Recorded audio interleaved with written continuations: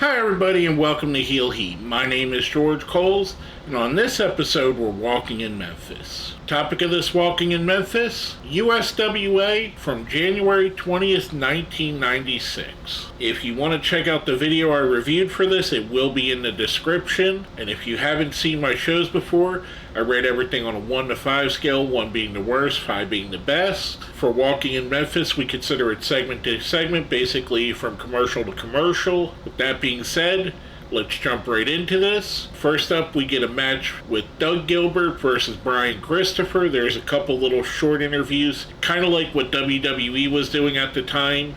Just before the match, just some pre-tapes. We go right into this.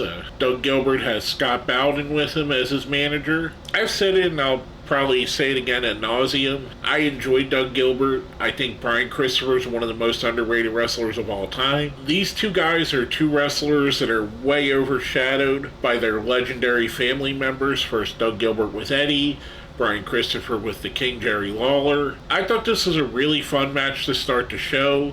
Jesse James Armstrong, aka the Road Dogg, and Tracy Smothers come out and interfere, causing a DQ. I thought this was really fun, really good first segment, really good first match. I'm giving that a... Next up, we get videos of PG-13 going up against the Rock and Roll Express. Before the match, the PG-13 gets attacked by Tommy Rich and Doug Gilbert. Brian Christopher and the Spellbinder come out. Coco Beware comes out, who Coco's a heel at the time. I didn't even remember Coco being a heel, but I guess he was for a short period of time, and I just forgot it from memory. JC Ice gets injured, so Brian Christopher takes a spot in the tag match. A good little piece of work there. Kind of interesting, kind of fun to keep it going. Again, people that you don't normally see as heels, the Rock and Roll Express, Coco Beware, working as heels at the time. Kind of fun to watch. From that, we go back in studio. We get a match versus Jesse James and Tracy Smothers versus PG-13. I'm going to continue this with the next segment and put them all as one because the match cuts off and goes to commercial break and then comes back. So I don't want to separate and put half a match on each segment. So these two segments I'm going to consider as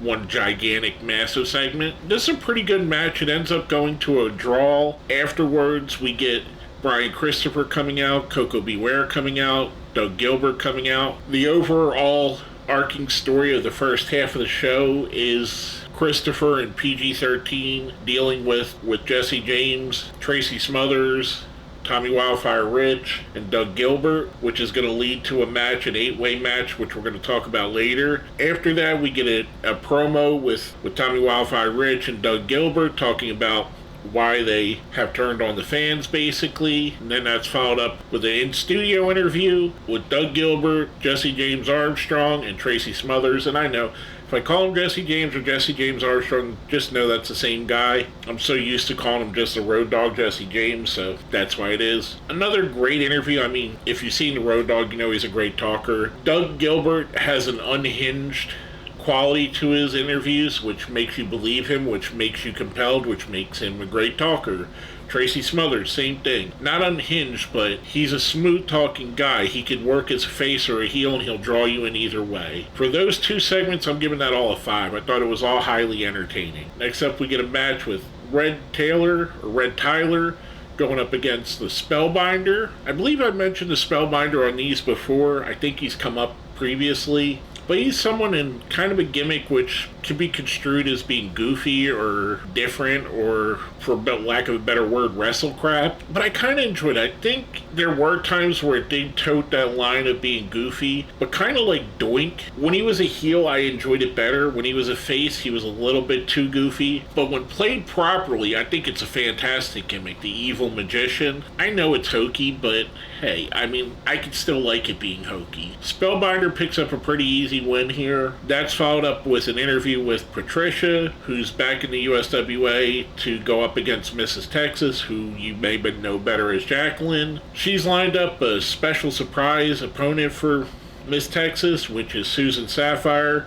Immediately, Susan Sapphire comes out, her and Patricia attack Miss Texas. For that segment, the match was okay. The segment kind of drug. I mean, Patricia's not a natural talker. Miss Texas was very young in her career here, and even when she was at her best, she wasn't always the greatest talker. For that segment, I'm giving that a 3. Coming from the break, we get an interview with Scott Bowden calling out Randy Hales. Randy Hales is set to go up against a mystery opponent, which Scott Bowden announces here is Brandon Baxter. Brandon Baxter attacks Randy Hales. He gets run off by the Spellbinder. Pretty good segment. Scott Bowden, I do like. I don't know if it was this interview. This interview to me just didn't feel anything special. Randy Hales, if you give me the choice between Randy Hales and Eddie Marlin as your authority figure, I'm going to pick Eddie Marlin all the time. He has way more better character. He has way more charisma than Randy Hales. For that little segment, I'm giving that a 3. After that, we come back with what seems to be the end of a Coco Beware match. It must have got cut from this video. They talk about Coco winning.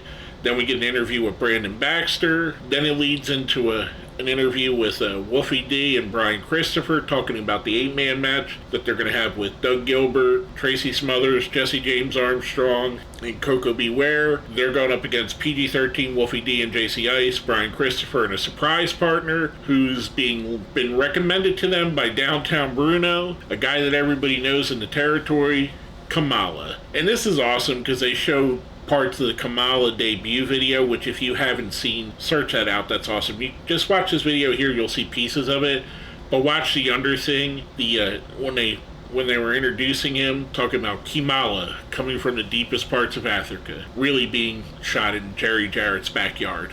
This was all amazingly fun, very enjoyable. Kamala is, I guess you could say, a guilty pleasure of mine, because yeah, it is a little bit problematic, very dated, very much would not fly these days, but I loved Kamala as a kid, and I still love Kamala now, so I tend to give it a pass, because I don't think it was meant to be inherently racist. I just feel like it feels that way now. Overall, I'm going to give that final segment a 5. The show and all was really enjoyable. A lot of really good stuff on here.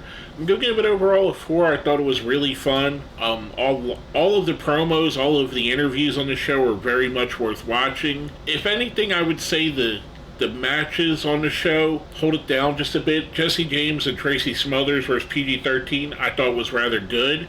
I like the idea that they went to a draw, but it is the promos on this one that carry it. Again, I'm going to give the show overall a 4. With all that being said, let's smash that like button, hit the share, subscribe if you haven't, and if you made it all the way to the end, let's put Kamala in the comments. I love Kamala. Let me know you made it to the end, putting his name down there. My name is George Coles, and we've been walking in Memphis.